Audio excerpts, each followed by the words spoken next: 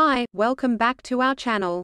Do you know that Australia should consider the implications of the 2023-24 migration program planning levels?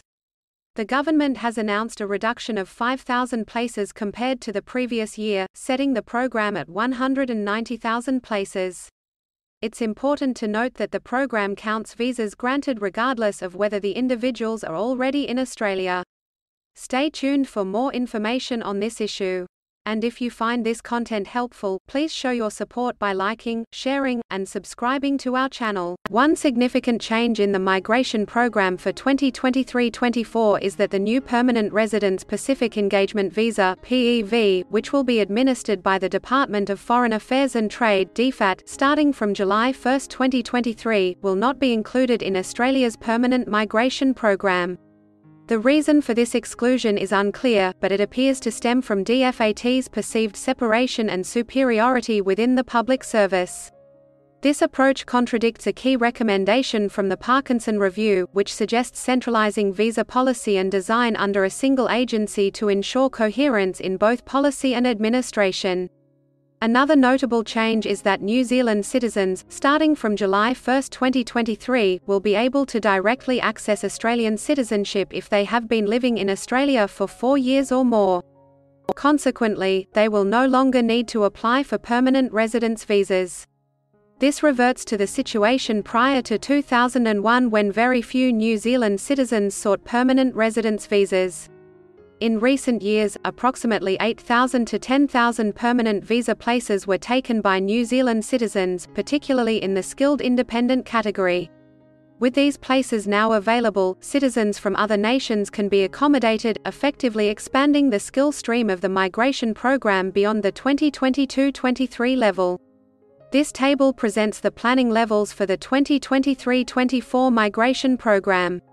The increase in places for employer-sponsored visas is seen as a positive policy move, although it should be noted that a significant portion of these visas are granted to individuals already in Australia on temporary employer-sponsored visas. The government has also announced an increase in the minimum salary for temporary employer-sponsored visas to around $70,000 after being stagnant at around $53,000 for nearly a decade. Strengthening monitoring and enforcement of employer obligations for these visas, as recommended by the Parkinson Review, is considered a positive change. Additionally, the changes aimed at making the pathway to employer-sponsored permanent visas more accessible for temporary entrants are seen as beneficial policy adjustments. Although there is a slight reduction in places for the skilled independent category, the changes related to New Zealand citizens effectively result in an increase. However, the challenge lies in finding enough applicants who meet the current selection criteria, as Minister O'Neill has indicated a potential tightening of these criteria. The reductions in the regional and state territory nominated categories, which largely depend on labour market conditions and the volume of applications with qualifications in occupations facing shortages in each region, will be heavily influenced by each state's situation. In the previous year, most state and territory governments struggled to fill their allocations and had to make significant changes to selection criteria. The significant reduction in the planning level for the Business Innovation and Investment Program (BIIP) does not reflect a lack of applications but rather concerns that this category is not delivering positive budget or economic outcomes. On the other hand, the maintenance of places for the Global Talent Independent Visa raises concerns due to the highly subjective nature of the criteria for this category, making it vulnerable to corruption risks. It is reassuring that the Department of Home Affairs (DHA) continues to indicate that the partner visa category will be managed based on demand, as required by law.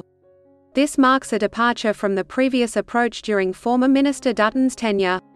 One crucial question that arises is whether the planning levels can be sustained if there is a significant weakening in the labour market, along with the adoption of recommendations from the Parkinson Review to tighten the visa system and the full implementation of the Nixon Review's recommendations on visa integrity. If these factors come into play, it is expected that net migration levels would decrease substantially, potentially falling well below the projections recently forecasted by Treasury. We hope you appreciate our efforts to provide important and accurate immigration information. Please share your feedback and suggestions in the comments section. Please like, share, and subscribe to our channel to show your support, and yes, don't forget to press the bell icon. Thank you for your valuable time, and we hope to see you again soon with another video. If you need any further assistance or want to discuss anything related to your immigration dreams, then you can book an expert consultation session with our team of registered migration consultants.